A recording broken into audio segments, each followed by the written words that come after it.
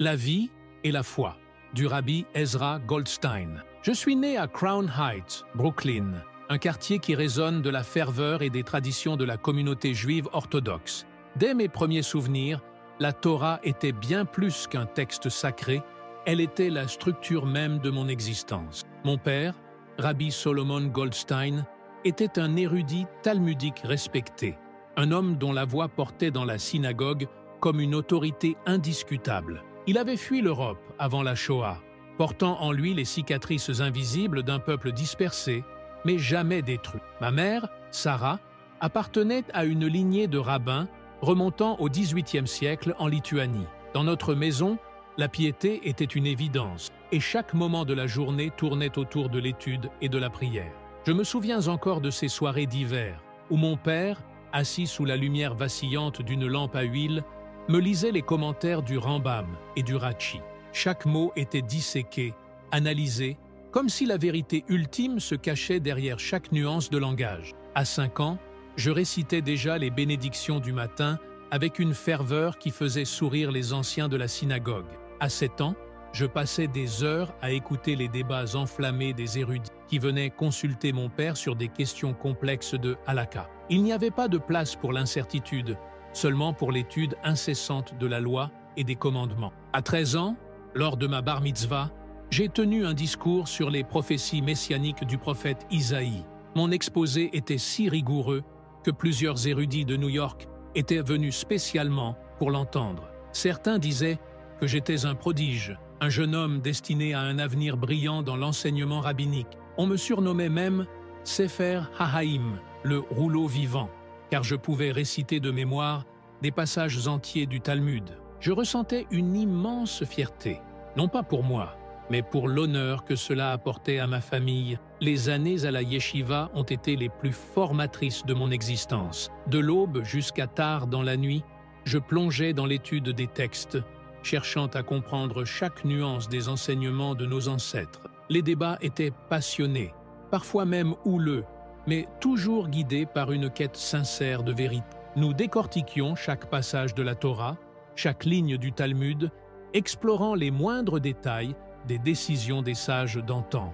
La question du Messie était omniprésente, mais elle restait une énigme soigneusement encadrée par des siècles d'interprétation rabbinique. C'est au cours de ces années que j'ai rencontré mon plus grand mentor, Rabbi Menachem Kavod. Il était différent des autres. Là où la plupart de mes professeurs insistaient sur la lettre de la loi, lui nous invitait à en chercher l'esprit. Il nous répétait souvent « La Torah n'est pas une prison, elle est un souffle vivant qui nous relie à l'Éternel. » Mais attention, Ezra, la lettre sans l'esprit peut nous éloigner plus qu'elle ne nous rapproche. À l'époque, je ne comprenais pas totalement ce qu'il voulait dire. Pour moi, la loi était la loi. Chaque commandement était un ordre divin, un acte de foi absolu. À 25 ans, mon destin s'est scellé avec mon mariage avec Rebecca, la fille d'un rabbin influent. Notre union était célébrée comme un modèle de perfection dans la communauté. 2 lignées illustres, 2 familles dédiées à la préservation des traditions et à l'étude de la Torah. Rebecca partageait ma passion pour l'étude, et ensemble, nous avons construit un foyer où chaque aspect de la vie était ancré dans les commandements divins. Nos journées étaient rythmées par les prières, les repas kashers strictement préparés, les discussions théologiques enflammées. Avec le temps, ma réputation grandit. À 32 ans, j'ai été nommé grand rabbin de la congrégation Beth Shalom, l'une des plus respectées de Brooklyn. Sous mon leadership, elle passa de 300 à plus de 1000 familles. Mes sermons du Shabbat étaient attendus avec impatience, attirant des visiteurs de toute la ville. J'avais acquis une réputation de penseur méthodique, un érudit capable d'appliquer la sagesse ancienne aux dilemmes modernes. Les revues rabbiniques publiaient mes articles, et je recevais régulièrement des invitations pour enseigner dans les plus grandes yeshivot du pays. Mais derrière cette image de réussite et d'assurance, un trouble profond s'installait en moi. Lors de mes études personnelles, je me heurtais à des textes qui ne cessaient de me troubler. Certains passages des prophètes me semblaient contenir des vérités qui échappaient aux explications traditionnelles. Isaïe 53 en particulier me hantait. Ce chapitre parlait d'un serviteur souffrant, d'un homme méprisé, rejeté, portant sur lui les péchés des autres. Depuis toujours, l'interprétation rabbinique nous enseignait que ce serviteur représentait le peuple d'Israël. Mais quelque chose en moi refusait cette explication. Un jour, un jeune homme de ma congrégation est venu me voir après avoir étudié les prophéties messianiques de son propre chef. Il était agité, troublé. « Rabbi, j'ai lu Isaïe, Zacharie, Daniel, et je ne comprends pas. Tout semble pointer vers quelqu'un en particulier, quelqu'un qui est déjà venu. » Je l'ai regardé avec sévérité et lui ai donné une pile d'ouvrages apologétiques juifs, lui assurant que ses inquiétudes trouveraient une réponse dans les interprétations traditionnelles. Mais après son départ, je n'ai pas pu chasser son regard de mon esprit. Pendant des semaines, son visage hantait mes pensées. Avais-je été honnête avec lui? Ou avais-je simplement récité des réponses préparées sans réellement chercher la vérité? Je refoulais ces doutes, les enfermant derrière un mur d'arguments bien construits. Mais comme un murmure persistant dans un silence oppressant, il refusait de disparaître. Le 12 janvier 2024, mon univers s'est écroulé. Cette nuit-là, il ne s'agissait pas de longues études ni de débats intellectuels. Il s'agissait d'un simple accident domestique, un grille-pain, une maladresse, un instant d'inattention, un événement anodin, du moins en apparence. Mais ce moment allait devenir le point de bascule de mon existence, car cette nuit-là, j'ai quitté ce monde et j'ai découvert une vérité qui allait tout changer. L'expérience de mort imminente de Rabbi Goldstein, la nuit du 12 janvier 2024, avait commencé comme tant d'autres. Après une longue journée de prières, d'études et de conseils donnés aux membres de ma communauté, je m'étais assise avec ma femme Rebecca pour un dîner paisible. Nous avions discuté des projets à venir, des questions posées par certains fidèles, et comme toujours, la soirée s'était terminée par une étude approfondie de la Torah. Rien ne laissait présager que cette nuit marquerait un tournant irréversible dans ma vie. Tout a basculé pour une raison insignifiante. Rebecca, en attrapant le sel, fit tomber de l'eau sur notre grille-pain. Un incident domestique banal, un de ces petits accidents sans importance qui surviennent chaque jour dans les foyers du monde entier. Elle voulait simplement s'en débarrasser et en acheter un nouveau. Mais je l'ai convaincue d'attendre. Ce n'est qu'un peu d'eau. Il suffit de le laisser sécher. Il fonctionnera très bien demain. Après tout, combien de fois avais-je déjà réparé des objets électriques par le passé? À 23h47, alors que toute la maison dormait, je suis retourné dans la cuisine. Il n'y avait aucun bruit, si ce n'est le tic-tac de l'horloge sur le mur et le ronronnement léger du réfrigérateur. Brooklyn, même en pleine nuit, n'est jamais totalement silencieuse. Mais notre maison, à cet instant précis, baignait dans une tranquillité inhabituelle. J'ai vérifié le grille-pain. Il semblait parfaitement sec. Juste pour m'assurer qu'aucune goutte d'eau ne restait coincée à l'intérieur, j'ai pris un chiffon et ai introduit ma main à l'intérieur, en touchant par inadvertance les composants métalliques. Ce qui s'est produit ensuite a défié toute logique. Une onde électrique brutale a traversé mon bras, se propageant dans tout mon corps. C'était comme si un feu liquide se répandait en moi, brûlant chaque nerf, chaque fibre de mon être. L'intensité de la décharge m'a projeté en arrière, ma tête frappant violemment le coin du comptoir en granit. Puis, le néant. Mais ce n'était pas une simple perte de conscience. Le noir qui m'a enveloppé n'était pas un simple vide. Ce n'était pas comme fermer les yeux ou sombrer dans un sommeil profond. C'était une absence absolue, un néant total, où même la pensée semblait suspendue. Je n'existais plus. Puis, lentement, une prise de conscience est revenue. Je flottais, mais pas comme on flotte sur l'eau ou dans l'air. C'était une sensation étrange, une existence sans corps, une présence consciente dans un endroit qui n'avait ni haut ni bas, ni gauche ni droite. Tout autour de moi, il n'y avait que ténèbres. Mais ce n'était pas un noir ordinaire. Ce noir était vivant, comme s'il respirait, comme s'il m'observait. Il y avait une présence dans cette obscurité, une force que je ne pouvais pas voir, mais dont je ressentais l'oppression grandissante. C'était lourd, pesant, comme si l'air lui-même avait une densité écrasante. Puis j'ai entendu les voix. Ce n'étaient pas des cris stridents comme dans un film d'horreur, mais des gémissements, des supplications, des larmes étouffées. Ces voix venaient de quelque part autour de moi, mais en même temps, elles semblaient provenir de toutes les directions. J'écoutais attentivement, et c'est là que j'ai compris. Elles pleuraient de regret. Ce n'était pas de la douleur physique, C'était pire. Ces âmes ressentaient une souffrance plus profonde que n'importe quelle brûlure, plus intense que n'importe quelle blessure. Ce qu'elles vivaient n'était pas la torture d'un feu infernal, mais le poids insupportable d'une vérité rejetée trop tard. Et puis, je les ai vues. D'abord, ce n'étaient que des formes indistinctes qui émergeaient lentement des ténèbres, des silhouettes, des visages, qui semblaient pris au piège dans cet espace cauchemardesque. Leurs traits étaient tordus par une expression que je n'oublierai jamais, l'angoisse absolue d'avoir compris. Mais trop tard, je sentais mon cœur, ou ce qui restait de moi, battre plus vite, parce que certains de ces visages, je les connaissais. J'ai vu des rabbins, des enseignants que j'avais admirés toute ma vie, des hommes que j'avais côtoyés dans les plus grandes yeshivot de New York, des figures respectées, des piliers du judaïsme qui avaient consacré leur existence entière à l'étude de la Torah. Mais maintenant, ils étaient là. Ezra. Une voix a prononcé mon nom, et j'ai tourné la tête. Devant moi, piégé dans cette obscurité oppressante, se trouvait Rabbi Menachem Kavod, mon mentor, celui qui m'avait enseigné la profondeur de la loi juive. Son visage était méconnaissable, marqué par une souffrance que je ne pouvais comprendre. Mais ce n'était pas une souffrance physique, c'était bien pire. Il m'a regardé avec une tristesse infinie et a parlé d'une voix qui tremblait d'un désespoir absolu. Nous nous sommes trompés. Nous avons rejeté ce que nous savions être vrai. Si, ces paroles ont résonné en moi comme une gifle. Puis, un autre visage est apparu. Rabbi Shlomo Emet, un érudit dont les ouvrages faisaient autorité dans nos cercles académiques. Il m'a fixé et sa voix s'est élevée. Nous avons défendu la loi, nous avons protégé la tradition, mais nous avons fermé les yeux, nous avons refusé de voir. Autour de moi, d'autres figures surgissaient de l'obscurité, des visages familiers, des hommes de foi, des rabbins, des érudits, tous portant la même expression d'horreur silencieuse. Ils savaient maintenant, mais il était trop tard. Je voulais crier, demander des explications, exiger des réponses, mais un changement se produisait dans l'espace autour de moi.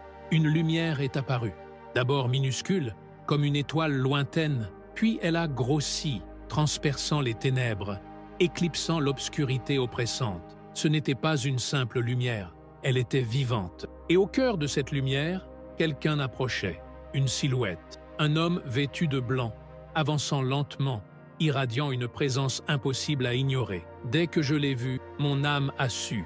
J'étais devant lui. Celui dont j'avais nié l'identité toute ma vie, celui contre qui j'avais prêché, écrit, argumenté, celui dont j'avais enseigné aux autres à se détourner. Il n'y avait plus d'échappatoire. J'étais face à la vérité absolue, et elle me regardait en retour. La vérité révélée à Rabbi Goldstein dans son expérience de mort imminente. La lumière grandissait, éclipsant peu à peu l'obscurité oppressante qui m'avait entouré.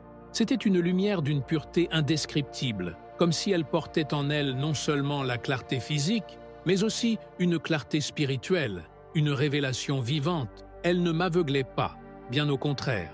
Plus elle s'approchait, plus mon esprit s'illuminait, plus mon âme semblait se débarrasser d'un voile que je ne savais même pas avoir porté toute ma vie. J'étais figé, car je savais.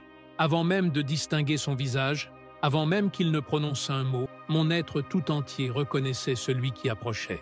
J'avais passé ma vie entière à étudier les prophètes, à analyser chaque lettre de la Torah, à débattre avec mes pairs sur la nature du Messie. J'avais défendu des théories, réfuté des arguments, rédigé des articles contre certaines croyances. Mais maintenant, la vérité ne se tenait plus dans un livre ouvert, sur une table d'études. Elle était devant moi, vivante. Il marchait vers moi d'un pas lent, mais chaque mouvement semblait chargé d'une autorité insondable. Son vêtement était d'un blanc éclatant, non pas comme un simple tissu, mais comme si la lumière elle-même s'était tissée autour de lui. Il émanait de lui une présence indescriptible. Puis, j'ai vu son visage. Je ne pourrais jamais l'expliquer avec des mots humains. Il était juif, sans l'ombre d'un doute. Ses traits portaient l'empreinte de mon peuple, mais il était aussi bien plus que cela. Il était ancien et éternel à la fois. Une fusion impossible entre le passé, le présent et l'avenir. Son regard, jamais dans ma vie je n'avais vu des yeux comme les siens.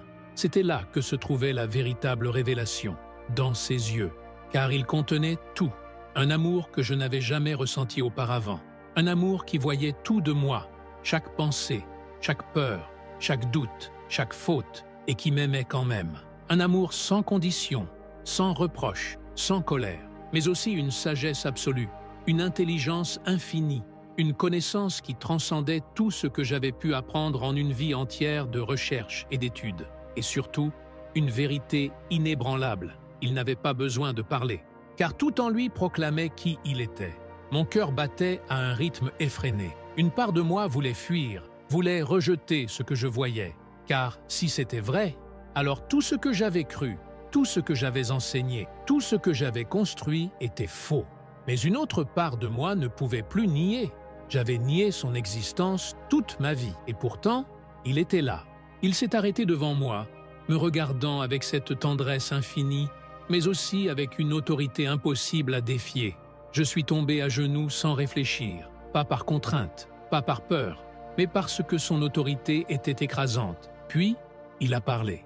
Et cette voix, ce n'était pas une voix ordinaire. Elle résonnait en moi, pas seulement dans mes oreilles, mais dans mon âme même. Chaque mot portait un poids infini, comme si les fondations de l'univers vibraient avec chacun d'eux.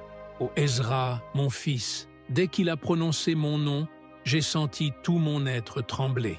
C'était la voix qui avait parlé à Moïse au buisson ardent. C'était la voix qui avait tonné sur le mont Sinaï. C'était la voix des prophètes. Et elle s'adressait à moi. Tu m'as cherché toute ta vie. Les images de mon passé ont défilé devant mes yeux. Mon enfance, mon père me lisant la Torah, mes années à la yeshiva, mes débats passionnés sur les prophéties, mes sermons, mes écrits, mes enseignements. Mais tu ne regardais pas au bon endroit. Mon souffle s'est coupé. J'ai compris à cet instant précis que je m'étais trompé, que tout ce que j'avais cru savoir sur le Messie était faux, car il se tenait devant moi. Je voulais parler, poser 1000 questions, débattre comme j'avais toujours su le faire, mais les mots refusaient de venir, car au fond, je savais que je n'avais plus rien à argumenter. Je voyais, je comprenais, je savais.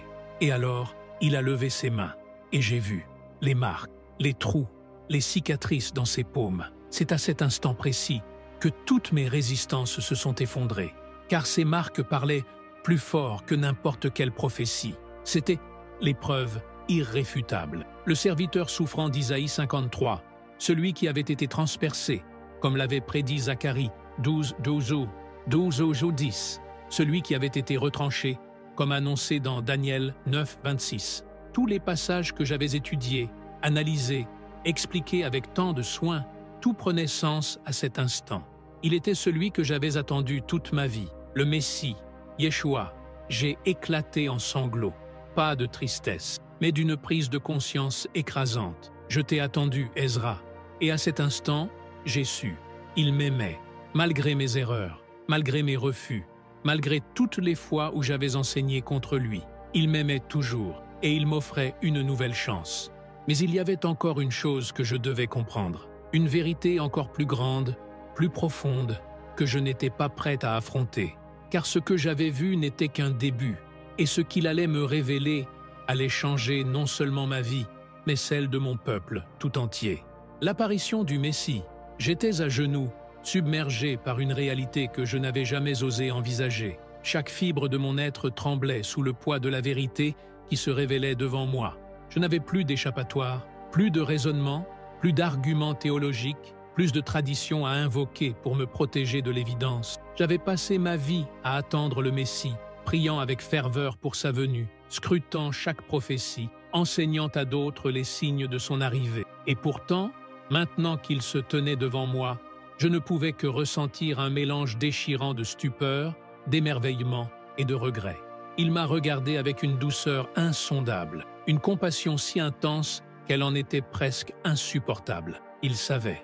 Il connaissait chaque pensée que j'avais eue, chaque lutte intérieure, chaque doute que j'avais refoulé au fil des années. « Ezra, pourquoi me persécutes-tu » Ces mots m'ont frappé comme une épée.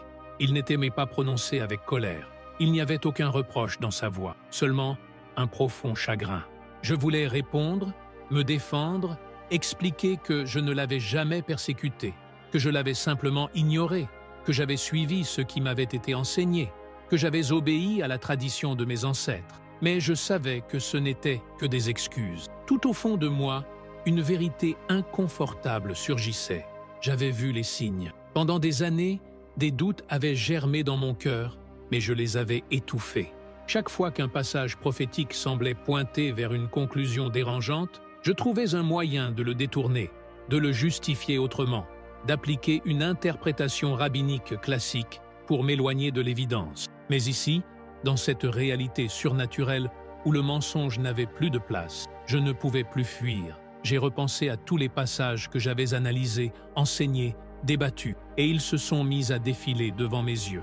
Isaïe 53. Méprisé et abandonné des hommes, homme de douleur et habitué à la souffrance. Mais il était blessé pour nos transgressions, brisé pour nos iniquités. Le châtiment qui nous donne la paix est tombé sur lui, et c'est par ses meurtrissures que nous sommes guéris. J'avais toujours enseigné que ce passage parlait du peuple d'Israël, de nos souffrances collectives à travers l'histoire. Mais comment Israël pouvait-il souffrir pour Israël? Comment une nation pouvait-elle porter les péchés des autres? Ce n'était pas Israël, c'était un homme qui avait été méprisé, rejeté, transpercé. Zacharie 12, 10. Ils regarderont vers moi, celui qu'ils ont percé, et ils pleureront sur lui comme on pleure sur un fils unique, transpercé, comme ses mains, comme ses pieds. Je n'avais jamais voulu voir ce que ce verset signifiait, mais maintenant, je le voyais trop clairement. Chahitos, Daniel 9, 26. Après 62 semaines, le Messie sera retranché et n'aura pas de successeur. Le Messie devait venir avant la destruction du second temple. Ce temple avait été détruit en l'an 70. Si le Messie était encore à venir, alors il était en retard de près de 2000 ans. Je me suis effondré en larmes. Tout était là, tout était écrit. Et pourtant, nous ne l'avions pas vu. Ou plutôt, nous refusions de le voir. J'ai levé les yeux vers lui, le véritable Messie, celui que j'avais tant attendu, et j'ai murmuré d'une voix brisée, « C'était toi, depuis le début. » Un silence profond a suivi, un silence sacré. Puis, il a tendu la main vers moi. « Viens, Ezra, il est temps que je te montre ce que tu dois savoir. » Et soudain, le décor autour de moi a changé. Je ne me trouvais plus dans cet espace sombre et oppressant. Nous étions ailleurs, un endroit indescriptible, où l'air semblait chargé d'une sainteté pure. Il n'y avait pas de mur, pas de frontières visibles, mais je sentais une présence immense, une présence qui dépassait tout ce que j'avais jamais ressenti. C'était comme si nous nous tenions à la frontière entre le monde céleste et la terre, un lieu où la vérité régnait sans filtre, sans ombre, sans distorsion.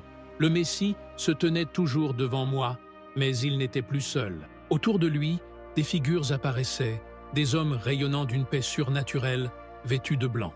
Je les ai regardés avec stupéfaction. Je les connaissais. Abraham, Moïse, David, ils étaient tous là, et ils l'entouraient.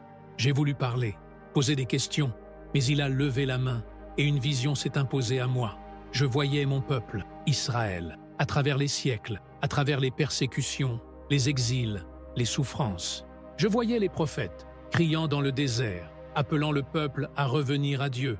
Je voyais le temple, la gloire de Jérusalem, puis sa destruction, les pleurs du peuple en exil. Puis je l'ai vu, lui, marchant en Galilée, enseignant sur les collines, guérissant les malades, apportant un message d'espoir et d'amour. Je l'ai vu à Jérusalem, entrant humblement sur un âne, acclamé par une foule qui ne comprenait pas encore qui il était. Je l'ai vu devant les grands prêtres, devant Pilate, devant la croix. J'ai vu les clous transpercer ses mains. J'ai entendu son cri, « Mon Dieu, pourquoi m'as-tu abandonné ?» Et j'ai compris ce qu'il avait fait pour nous, ce qu'il avait fait pour moi. Puis la vision s'est dissipée. J'étais à nouveau face à lui, mais je n'étais plus le même homme. Je savais maintenant qui il était, mais il restait une question. Que devais-je faire de cette vérité? Et alors, il a parlé à nouveau. « Tu dois retourner, Ezra. » Mon cœur s'est serré. Mais ils ne me croiront pas. Il m'a regardé avec une certitude inébranlable. Certains rejetteront tes paroles, mais d'autres entendront. Et c'est pour eux que tu dois parler. La lumière autour de nous s'est intensifiée. Je sentais que mon temps ici touchait à sa fin. Dis-leur que leur Messie est venu et qu'il revient bientôt. Puis, tout est devenu blanc. et je suis revenu à la vie. La lutte intérieure de Rabbi Goldstein pour réconcilier sa foi avec cette révélation, un choc, une sensation brutale, comme si mon âme était précipitée de force dans mon corps. Je me suis réveillé en suffoquant, aspirant une goulée d'air comme un homme sortant d'une noyade. Mes poumons brûlaient, mon cœur battait à un rythme incontrôlable, et un bruit assourdissant envahissait mes oreilles. Des voix, des cris, quelqu'un pleurait. J'étais allongé sur le sol de ma cuisine. Des paramédics se pressaient autour de moi, leurs visages tendus par la concentration. L'un d'eux vérifiait mes signes vitaux, tandis qu'un autre annonçait d'une voix incrédule « Il est revenu, il est revenu ». À mes côtés, Rebecca, ma femme, était agenouillée, ses mains tremblantes serrant la mienne. Ses yeux étaient remplis de larmes et d'effroi. « Ezra, mon Dieu, Ezra !» Je voulais parler. Je voulais lui dire que tout allait bien, que j'étais là, mais les mots refusaient de sortir, car rien n'allait bien. J'avais vu quelque chose qui allait changer ma vie à jamais. Pendant ce qui semblait être une éternité, mon esprit flottait entre deux réalités. D'un côté, j'étais de retour dans mon monde familier, dans ma maison, avec ma famille, dans cette existence qui m'avait toujours semblé solide et incontestable. Mais de l'autre réalité persistait. Je n'avais pas rêvé. Je n'avais pas eu une simple hallucination provoquée par l'électrocution. J'avais vu la vérité, et cette vérité détruisait tout ce que j'avais bâti en tant que rabbin. Les jours qui suivirent furent un tourment intérieur. Je n'avais pas encore parlé. Je n'arrivais pas à formuler ce qui s'était passé. Comment pouvais-je expliquer cela? Comment pouvais-je dire à ma femme, à mes enfants, à ma communauté que j'avais rencontré Yeshua et que c'était lui le Messie? Chaque matin, je me réveillais en espérant que ce n'était qu'un cauchemar, que mon esprit m'avait joué un tour. Mais chaque matin, la vérité s'imposait à moi avec une clarté implacable. Je ne pouvais plus échapper à ce que j'avais vu. Je passais des heures enfermé dans mon bureau, mes livres saints ouverts devant moi, tentant désespérément de retrouver un ancrage, de trouver une explication qui pourrait concilier ce que j'avais vécu avec tout ce que j'avais toujours cru. Mais plus je lisais, plus je revoyais les Écritures sous une lumière nouvelle. Chaque passage prenait un sens différent. Chaque prophétie que j'avais enseignée aux autres s'accomplissait sous mes yeux. Mais je l'avais nié toute ma vie. J'avais été aveuglé par mon éducation, par mes traditions, par mon orgueil intellectuel. J'avais toujours pensé que croire en Yeshua était une trahison envers mon peuple, que c'était abandonner le judaïsme, s'éloigner de notre identité sacrée. Mais maintenant, je voyais que c'était le contraire. Croire en lui n'était pas abandonner le judaïsme, c'était l'accomplir. Mais pouvais-je l'accepter? Ce combat intérieur était plus féroce que tout ce que j'avais jamais ressenti. J'avais tout à perdre. Si j'acceptais cette vérité, ma vie allait s'effondrer. Ma congrégation me rejetterait. Mes amis rabbins me dénonceraient. Mon nom serait effacé de notre communauté, comme si je n'avais jamais existé. Et le pire, ma famille, Rebecca, David, Sarah, Benjamin. Comment allaient-ils réagir? Allais-je perdre mes propres enfants? Un soir, alors que je marchais seul dans notre synagogue vide, je me suis effondré devant l'Arche sainte, là où la Torah était gardée. J'ai pleuré comme un enfant. « Seigneur, pourquoi moi? Pourquoi me montrer cela? Que veux-tu que je fasse ?» Un silence profond s'est installé. Puis, dans ce silence, j'ai ressenti une paix inexplicable, comme si je connaissais déjà la réponse. Je devais parler, peu importe les conséquences, peu importe la douleur, car la vérité ne peut être cachée. J'ai pris une grande inspiration et j'ai prononcé ces mots à haute voix. Yeshua est le Messie. Aussitôt, quelque chose en moi a changé. Ce combat intérieur, cette peur qui me rongeait, s'est dissipé. Je savais ce que je devais faire. Le lendemain matin, j'ai pris mon courage à deux mains et je suis entré dans la cuisine, où Rebecca préparait le petit déjeuner. Elle s'est retournée et m'a observé avec inquiétude. « Ezra, tu es différent. Depuis que tu es revenu à la vie, quelque chose en toi a changé. » Je me suis assis en face d'elle et j'ai attrapé ses mains tremblantes. « Rebecca, il faut que je te dise quelque chose. » Son regard s'est figé et je pouvais sentir son angoisse croître, mais je ne pouvais plus reculer. J'ai vu le Messie. Elle a cligné des yeux, confuse. « De quoi parles-tu? Qui as-tu vu ?» J'ai pris une grande inspiration. J'ai vu Yeshua. Un silence brutal est tombé entre nous. Rebecca a retiré ses mains comme si elle avait touché du feu. Ses lèvres se sont entr'ouvertes, mais aucun son n'est sorti.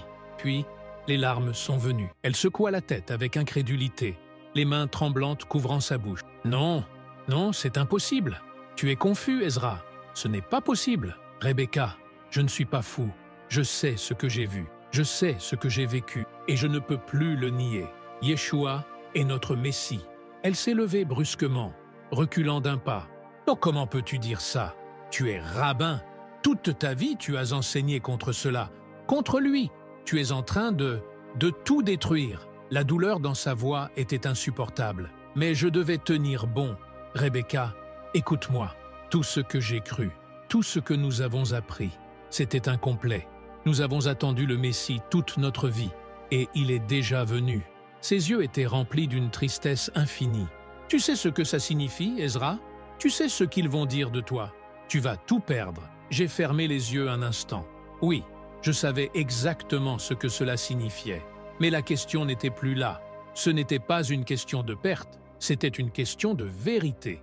Et maintenant que je la connaissais, je ne pouvais plus me taire. L'impact de cette révélation sur sa vie. Les jours qui suivirent cette conversation avec Rebecca furent parmi les plus éprouvants de mon existence. L'homme que j'avais été, Rabbi Ezra Goldstein, respecté et inébranlable dans ses convictions, était en train de mourir à petit feu, remplacé par un homme qui portait une vérité impossible à cacher. J'aurais voulu que tout soit plus simple, que Rebecca écoute mon témoignage et me réponde avec compréhension, qu'elle ressente cette lumière qui m'avait envahi, qu'elle comprenne ce que j'avais compris. Mais ce n'est pas ce qui s'est passé. Elle m'évitait. Elle ne pouvait plus me regarder comme avant, et je comprenais pourquoi.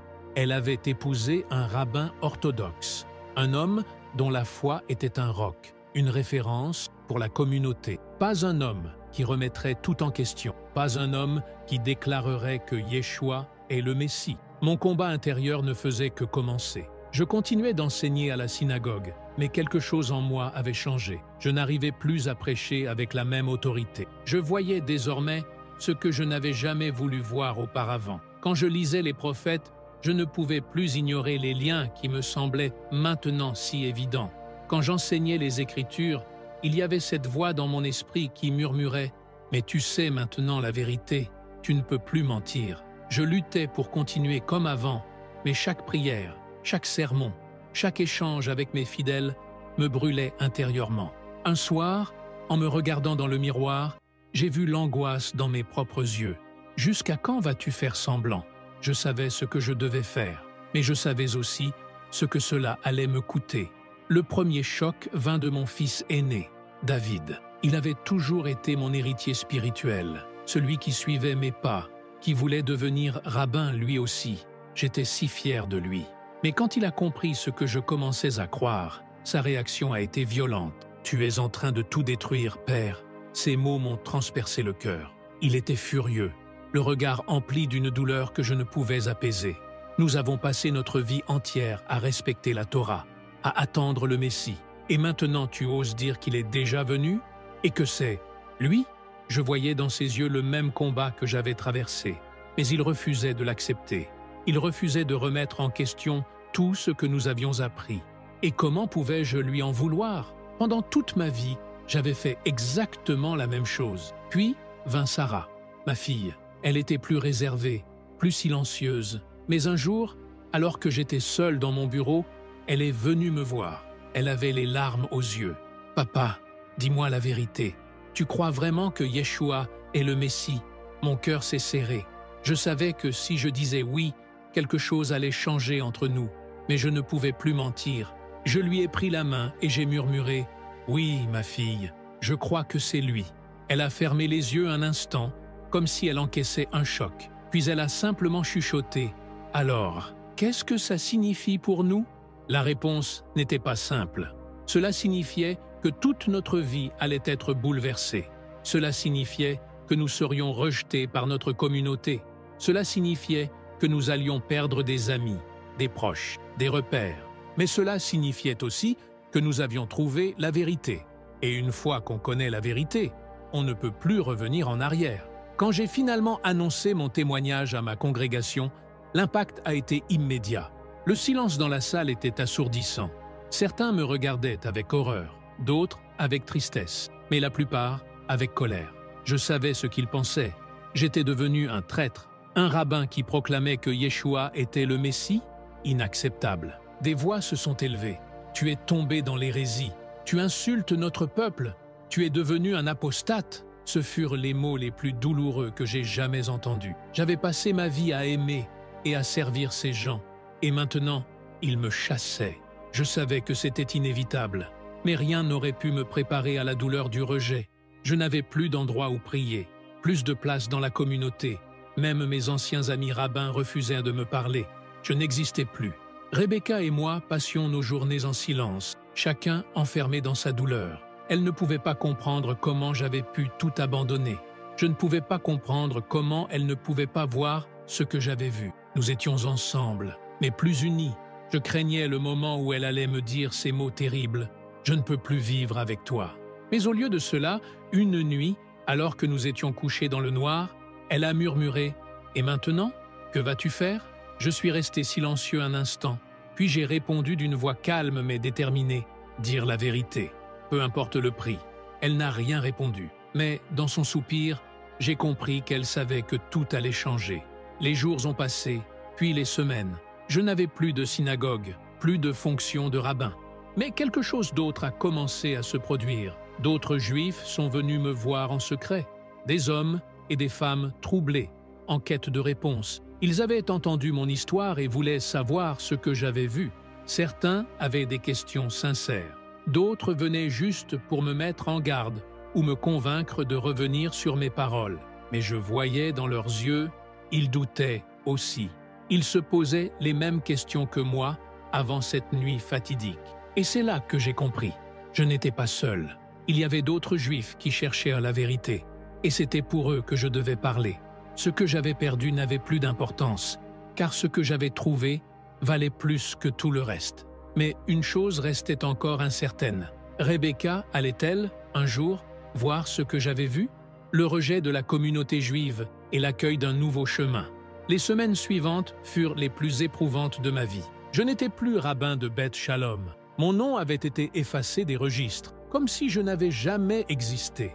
Les membres de ma congrégation, ceux que j'avais guidés spirituellement pendant des décennies, m'évitaient.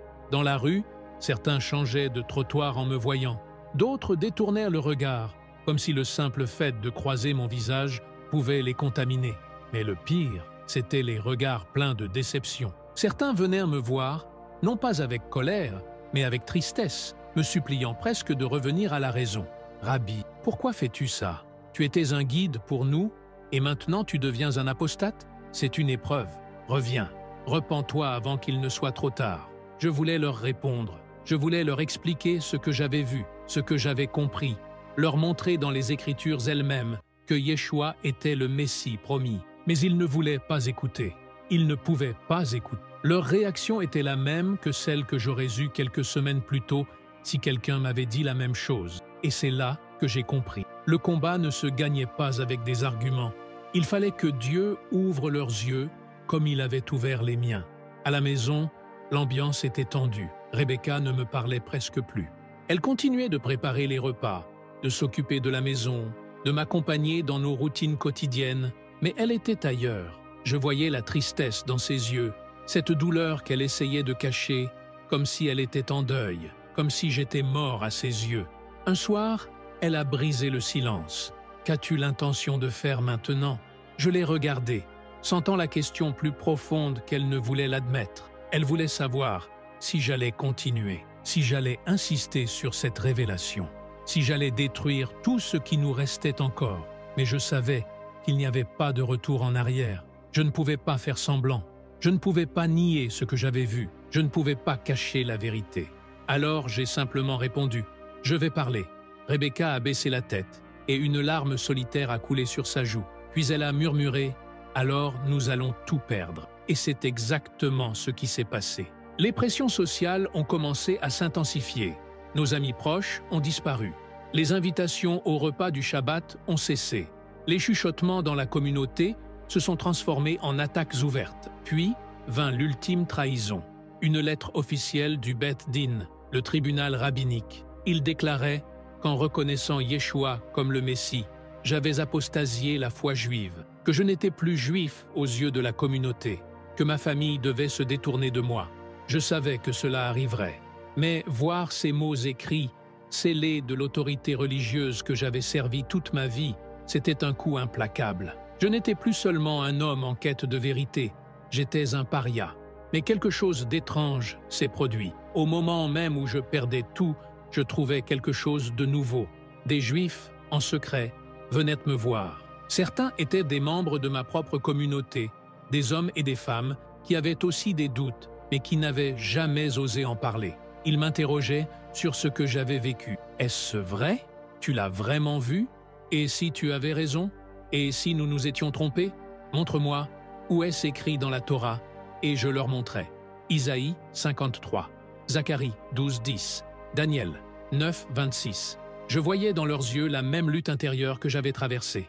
La peur, le doute, mais aussi l'espoir. Puis il y eut un jour qui changea tout. Je rentrais chez moi après avoir longuement discuté avec un ancien ami rabbin qui, bien que refusant mes conclusions, était ébranlé par mes paroles. Quand j'ai franchi la porte de notre maison, j'ai trouvé Rebecca assise, une Bible ouverte sur ses genoux. Ses yeux étaient rouges de larmes. Elle leva le regard vers moi. J'ai lu Isaïe 53. Mon cœur s'arrêta. Elle tremblait. Pourquoi ne l'ai-je jamais vue avant? J'ai senti les larmes monter à mon tour. Je me suis assise à côté d'elle, prenant ses mains dans les miennes. Elle continuait, la voix brisée.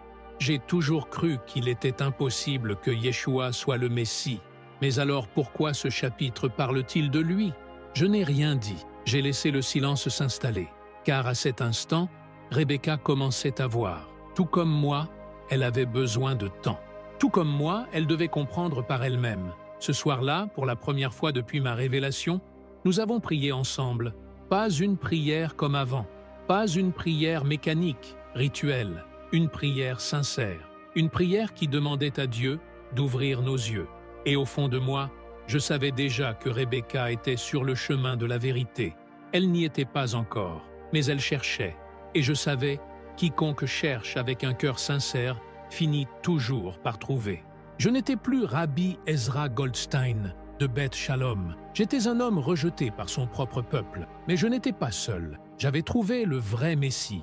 Et maintenant, je devais dire au monde qu'il était venu et qu'il allait bientôt revenir. L'héritage de Rabbi Ezra Goldstein et son appel à son peuple. Le matin où tout a changé, je me suis réveillé avec un poids différent sur mes épaules. Ce n'était plus le poids du doute, ni même celui de la peur. C'était le poids de la mission. J'avais passé ma vie entière à défendre la Torah, à enseigner la vérité selon ce que je croyais être juste. Mais maintenant que je connaissais la vraie nature du Messie, je ne pouvais plus rester silencieux. Rebecca m'observait depuis l'autre côté de la table du petit déjeuner, son regard empreint d'une tension que nous n'avions jamais connue auparavant. Elle savait que j'allais continuer, que je ne pouvais plus revenir en arrière. Elle savait aussi ce que cela signifiait. Tu ne pourras jamais redevenir celui que tu étais. J'ai hoché la tête. Je ne veux pas redevenir celui que j'étais. Un silence s'est installé entre nous, puis elle a murmuré « Alors, je veux savoir. Dis-moi tout. » Ce fut la première victoire, la première fissure dans l'armure de tradition et de croyance qu'elle portait depuis l'enfance. Elle cherchait, et je savais quiconque cherche avec un cœur sincère trouve toujours la vérité. Je me suis mis à écrire, à partager mon témoignage avec d'autres Juifs en quête de vérité. Je savais que je serais moqué, insulté, rejeté. Mais je savais aussi qu'il y avait d'autres Ezra Goldstein quelque part, d'autres rabbins, d'autres érudits, d'autres hommes et femmes profondément attachés aux Écritures, mais qui ne voyaient pas encore. C'était pour eux que je devais parler. Le Beth Din publia une déclaration officielle. Ezra Goldstein n'est plus reconnu comme un membre de la communauté juive orthodoxe. Il a renié la foi de ses ancêtres et adopté une hérésie interdite. Je savais que cela arriverait, mais cela ne m'atteignait plus, car l'acceptation des hommes ne valait rien comparé à l'approbation de Dieu. Un jour, un ancien ami rabbin m'a rencontré en secret. Il avait les yeux fatigués, comme s'il portait un combat en lui. « Ezra, je ne peux pas croire ce que tu dis. Je ne peux pas. » Mais il a baissé les yeux, hésitant. Je ne peux pas non plus l'ignorer. J'ai posé ma main sur son épaule. Alors cherche, lis, demande à Dieu. Ne me crois pas, crois les Écritures. Il a hoché la tête, troublé, avant de s'éloigner. Je savais qu'il reviendrait, car la vérité finit toujours par rattraper ceux qui la cherchent sincèrement. Le moment le plus inattendu arriva quelques mois plus tard. David, mon fils, celui qui m'avait le plus rejeté, qui s'était mis en colère contre moi, qui avait hurlé que j'étais en train de trahir notre peuple. Il est revenu. Un soir, tard dans la nuit, alors que je terminais une étude des Écritures, j'ai entendu un bruit dans l'entrée. Quand j'ai levé les yeux, il était là. Il semblait plus maigre, plus fatigué, mais surtout plus humble. Il s'est assis en face de moi, en silence. J'ai attendu.